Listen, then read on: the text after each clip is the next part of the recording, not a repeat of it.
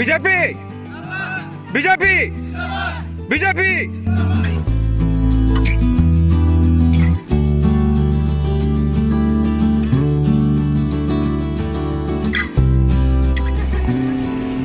ऐकलं ना.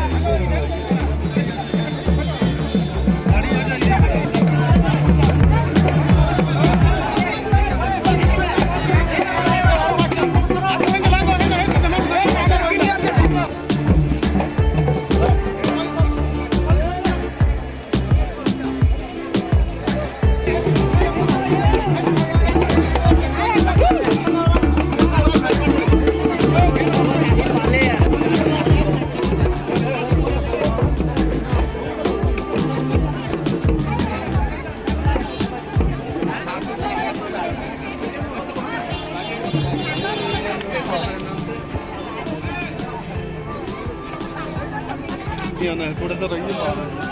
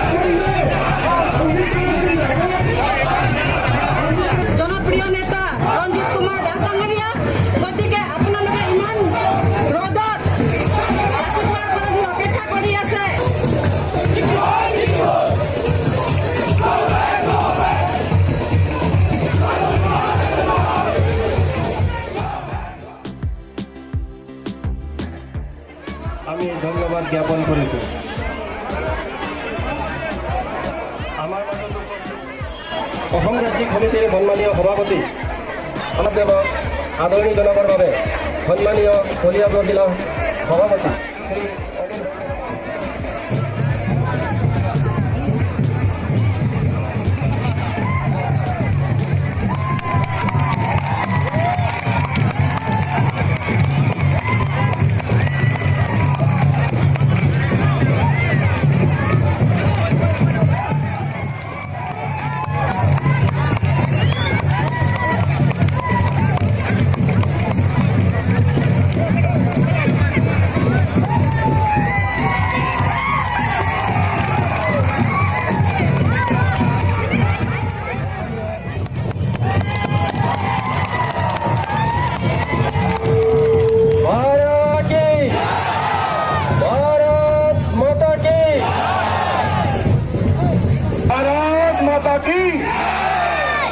পাছলৈ আমি গম পাইছোঁ আপোনালোকে বহুত সময় ইয়াত কষ্ট কৰি আছে 20 বছৰ আপোনালোকৰ অত্যাচাৰৰ পৰা মুক্ত হ'বলৈ অকণমান কষ্ট আৰু কৰিব লাগিব এমাহ গতিকে সকলোৱে সৰ্বশক্তি প্ৰয়োগ কৰি একেলগে মোৰ লগত ক'ব ভাৰত মাতা কি ভাৰত মাতা কি ৰঞ্জিত দাস জিন্দাবাদ ৰঞ্জিত দাস জিন্দাবাদ সন্মানীয় আজি আমাৰ এই সমষ্টিত উপস্থিত হোৱা ভাৰতৰ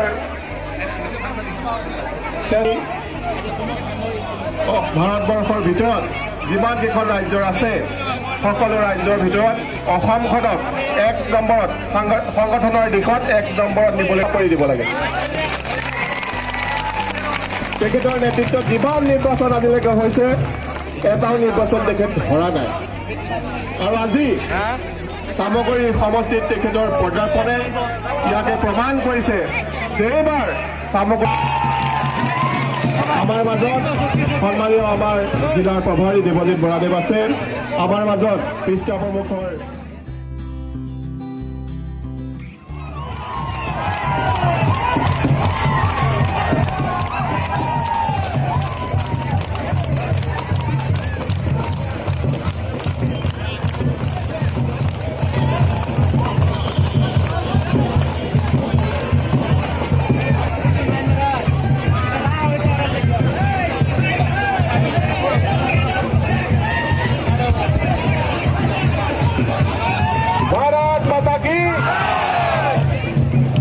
মাতৃসকল আৰু আহিলে পটককে লৈ নল'ব যিসকলে আপোনালোকক অত্যাচাৰ কৰিছিলে তেওঁলোকক এবাৰ আমি ভোটৰ দ্বাৰা তেওঁলোকক আমি পৰাজিত কৰিব লাগিব আৰু আমি যে এখন গণতান্ত্ৰিক দেশত বাস কৰোঁ আৰু 126টা সমষ্টিৰ ভিতৰত সামগ্ৰী যে তাৰ ব্যতিক্ৰম নহয় এইটো আমি প্ৰমাণ কৰি দেখাব লাগিব আমি ভোটৰ দিনাখন সকলো ওলাই আহি ৰকিবুলৰ অত্যাচাৰৰ বিৰুদ্ধে ভোট প্ৰদান কৰিব লাগিব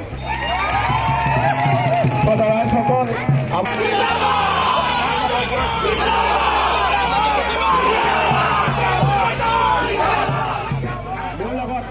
এটা সৰ্বশক্তিৰে শ্লোগান দি এনেকুৱাকে শ্লোগান দিব যাতে সামগ্ৰী সমষ্টিত সোমাবলৈকে ভয় কৰে মোৰ লগত একেলগে ক'ব বিজেপি জিন্দাবাদ বিজেপি জিন্দাবাদ ৰঞ্জিত দাস জিন্দাবাদ रंजित दास जिंदाबाद बीजेपी जिंदाबाद भारत माता की सामग्री बेबार पदम फुल सामग्री बेबार पदम फुल सामग्री बेबार आमार सरकार सामग्री बेबार आमार सरकार धन्यवाद সন্মানীয় সভাপতি শ্ৰী পাঞ্জিত বৰাদেৱক গোলাম গামোচাৰে আদৰণি জনাবলৈ মই দলে বাইদেউক অনুৰোধ জনাইছোঁ সমিতিৰ সভানেত্ৰী শ্ৰীমতী শ্ৰীচাৰণী শইকীয়া বাইদেউক এখনি গোলাম গামোচাৰে আদৰণি জনাবলৈ মই মহিলা মৰ্চাৰ কাৰ্যকৰ্তাসকলক অনুৰোধ জনাইছোঁ সকলোকে থিয় হৈ হাত চাপৰি জনাই অভিবাদন জনাবলৈ অনুৰোধ জনাইছোঁ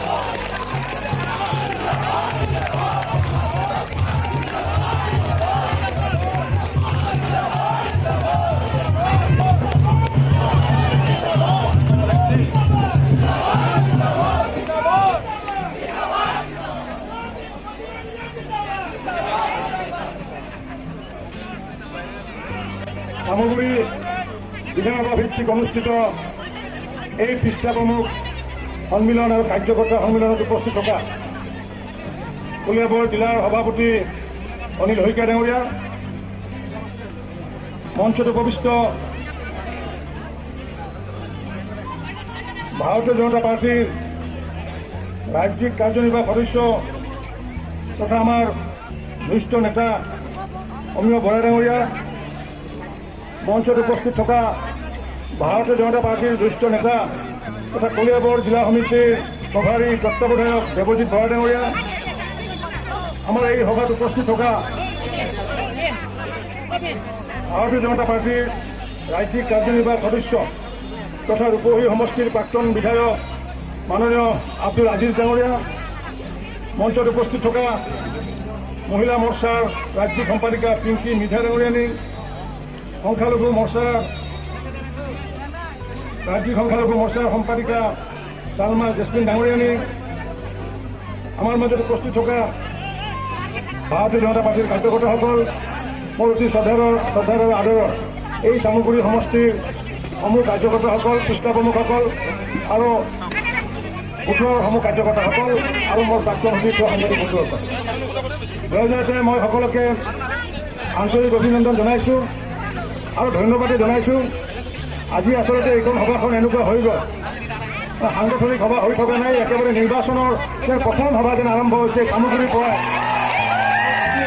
আহি পেলাই মই একেবাৰে বাটত যি বাইক ৰেলী কৰি পেলাই আৰু এই মুহূৰ্তত যি সভা ষ্টেডিয়ামৰ ছাদৰ ওপৰতো ছাদৰ তলতো গেলাৰীতো আৰু হেজাৰ হেজাৰ পুৰুষ মহিলা কাৰ্যকৰ্তাৰ যি সভা অনুষ্ঠিত হৈছে, এই সভাই আজি এনেকুৱা কৰিছে যেন অসমত নিৰ্বাচন আনি দিলে, চামগুৰি আনি দিলে।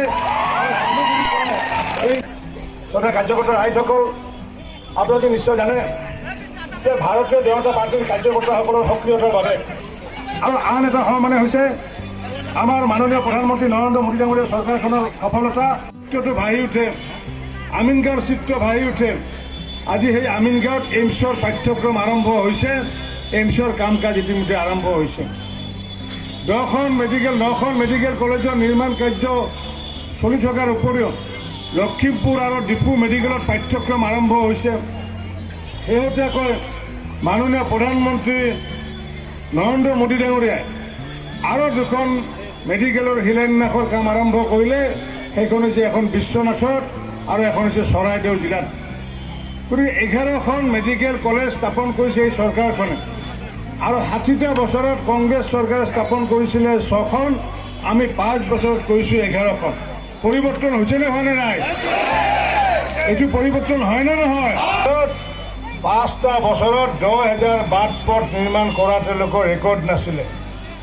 আমাৰ চৰকাৰৰ দিনত মাননীয় মুখ্যমন্ত্ৰী সৰ্বানন্দ সোণোৱাল নেতৃত্বত মন্ত্ৰী ডক্টৰ হিমন্ত বিশ্ব শৰ্মা ডাঙৰীয়াৰ তৎপৰতাৰ বাবে আমি 5 বছৰত 21,000 কিলোমিটাৰ বাট পথ ইতিমধ্যে আমি নিৰ্মাণ কৰিছোঁ আৰু এইটোৱে হৈছে পৰিৱৰ্তন। বাট পথ আমি নিৰ্মাণ কৰাৰ ক্ষেত্ৰত কংগ্ৰেছত 5 বছৰত কৰে। আজি আমি দেখিছোঁ যে নিৰ্বাচন খুব সম্ভৱতঃ 58 দিন পিছত সম্ভৱতঃ অনুষ্ঠিত হ'ব আৰু এই নিৰ্বাচনৰ কাৰণে এইবাৰ আমি লক্ষ্য বান্ধি লৈছোঁ বিজেপি প্লাছ = 100+।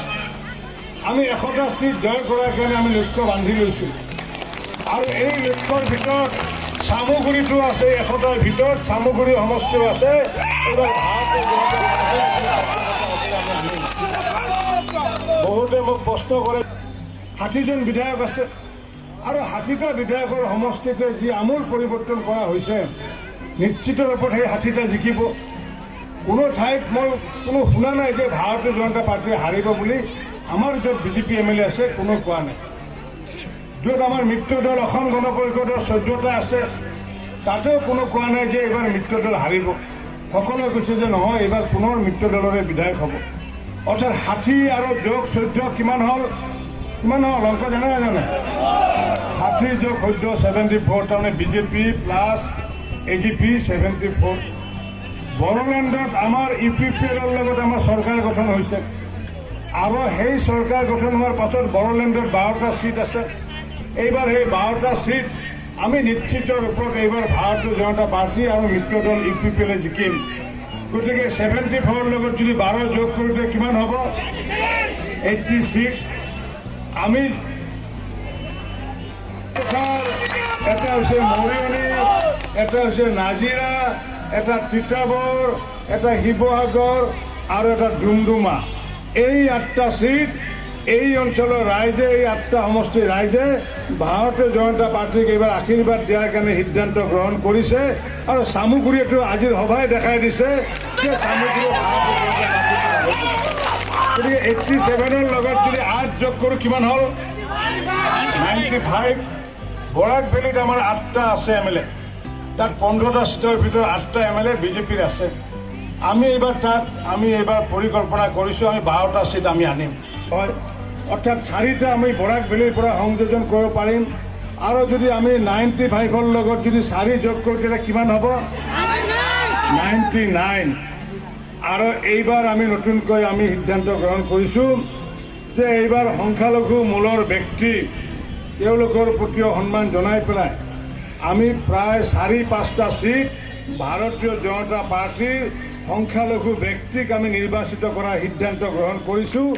আৰু তেনেকুৱাকৈ যদি আমি 4টা সিট যদি আমি জিকোঁ তেতিয়াহ'লে 99ৰ লগত 4 যোগ কৰিলে কিমান হ'ল? 103টা সিট জিকি ভাৰতীয় জনতা পাৰ্টীয়ে পুনৰ চৰকাৰ গঠন কৰিব। এইটো নিশ্চিত। কোনো কংগ্ৰেছ UDF আমাক বিৰোধ কৰিব নোৱাৰিব।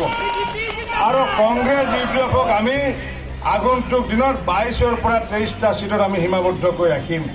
গিৰেক দৈনিক যদি আছে, গতিকে 14 লাখ মানুহৰ আশীৰ্বাদ কাক দিব? বিজেপিক দিব নে কংগ্ৰেছক দিব? যিয়ে প্ৰধানমন্ত্ৰী আৱাস যোজনাৰ ঘৰ, আমাৰ 1.5 লাখ টকীয়া ঘৰ, বিনামূলীয়া বিদ্যুৎ কানেকশ্যন, বিনামূলীয়া গেছ কানেকশ্যন, বিনামূলীয়া শৌচালয় দিয়াৰ পিছত স্বাভাৱিকতে সেই 7 লাখ পৰিয়ালৰ 14 লাখ ভোট আমাক আশীৰ্বাদ দিব। আমি 22 লাখ অৰুণোদয়ৰ জৰিয়তে দুখীয়া মহিলাসকলক আমি সহায় কৰিছোঁ। আৰু এই দুখীয়া মহিলা 22 লাখ মহিলাই আগন্তুক দিনত কাক আশীৰ্বাদ দিব? ভাৰতীয় জনতা পাৰ্টীক আশীৰ্বাদ দিব। কোনো কাৰণতে কংগ্ৰেছক নিদিয়ে, কাৰণ কংগ্ৰেছে দুখীয়া মহিলাসকলৰ পৰা তেওঁলোকে তেজ শুহি খাইছিলে, কোনোদিন কোনো উপকাৰ কৰা নাই। আমাৰ আই মাতৃসকল আছে, কংগ্ৰেছে কিবা সুবিধা কৰি দিছিল নেকি আপোনালোকক? কি কিছু দিছিল? কংগ্ৰেছ কিছু সুবিধা দিছিল না? দিছে যদি হাত ডাঙৰ দিছে না? দিয়া নাই? দিয়া নাই। কিন্তু আমি অৰুণোদয়ৰ জৰিয়তে দুখীয়া মহিলা 22 লাখ মহিলাক আমি সহায় কৰিছোঁ। আগন্তুক দিনত আমি পুনৰ দিম। চৰকাৰ যিহেতু বিজেপিৰে আহিব, পুনৰ তেনেকুৱাকৈ অৰুণোদয়ত আমি দিয়াৰ ব্যৱস্থা কৰিছোঁ। গতিকে যিসকলে অৰুণোদয় পোৱা নাই তেওঁলোকে মনত দুখ নকৰিব, কাৰণ এইবাৰ টাৰ্গেট আছিলে 17,000 টাৰ্গেট আছিলে, কিন্তু আমাৰ লাগা আছে বহুত। গতিকে আমি 17,000 দিছোঁ। আৰু আগন্তুক দিনত যিবোৰ দিবলগীয়া আছে দুখীয়া মহিলাক অৰুণোদয়ৰ জৰিয়তে বছৰেকত 10,000কৈ টকা, সেইখিনি আমি আগন্তুক দিনত দিয়াৰ ইতিমধ্যে সিদ্ধান্ত গ্ৰহণ কৰিছোঁ। যাতে আমি কওঁ আৰু যাতে আমাৰ মোদী ডাঙৰীয়া আৰু সোণোৱাল চৰকাৰে কৰা কামখিনি যদি কওঁ, তেওঁলোকে মনত পেলাই দিওঁ, তেতিয়াহ'লে তেওঁলোকৰ এই 96 লাখ ভোট স্বাভাৱিকতে আমাকে দিব। তাৰপিছতে আকৌ ধনী মানুহ আছে, চাকৰি কৰা মানুহ আছে। এনেকুৱাকৈ আমি দেখিছোঁ যে আগন্তুক বিধানসভা নিৰ্বাচনত অসমত আমি 1,20 লাখ ভোট আমি পাবলৈ সক্ষম হ'ম। সৰ্বমুঠ ভোট আছে 1,19 লাখ। আৰু 1,19 লাখৰ ভিতৰত 1,60 লাখ পোল হ'ব পাৰে। আৰু 1,60 লাখৰ ভিতৰত যদি পোল হোৱাৰ পিছত 1,20 লাখ যদি ভাৰতীয় জনতা পাৰ্টীয়ে পাওঁ বা মিত্ৰ দলে যদি পাওঁ, আমাক কোনোবাই বিজেপি প্লাছ +100+ৰ পৰা আমাক ৰাখিব পাৰিব নেকি? যিমানে যোনে যি নকওক কিয় কংগ্ৰেছে বহু ধৰণৰ কথা এতিয়া কৈ আছে, ঘৰিয়ালৰ চকুপানী টুকি আছে। কিন্তু অসমৰ ৰাইজে তেওঁ হিন্দুৱে হওক বা মুছলমানে হওক, চবকে সাথ চবকে বিকাশ আৰু চবকে যি বিশ্বাস কৰিছোঁ, আগন্তুক দিনত পুনৰবাৰ ভাৰতীয় জনতা পাৰ্টীৰ নেতৃত্বত চৰকাৰ আহিব। কিন্তু মই এতিয়া আপোনালোকক এটা কথা কওঁ, এতিয়া আপোনালোকৰ কিছুদিন আগতে কাহিও আছিল ইয়াতে, চামুগুৰিত বাতিও ইয়াতে আছিলে। কিন্তু যোৱা 5টা বছৰে কি হৈছে, কাহিখন আছে দিছপুৰত, বাতিটো আছে আমাৰ চামুগুৰিত। গতিকে কাহি আৰু বাতি যদি বেলেগে বেলেগে থাকে, মানে ভোক কি পুৰাব নেকি? যখন খিদা লাগে তখন এক বাটি দাইল খেলে হ'ব নেকি? ভাত খাব লাগিব, বেগুন ভাজা খাব লাগিব, মাছ ভাজা খাব লাগিব, লংকা খাব লাগিব, হয়নে নহয়?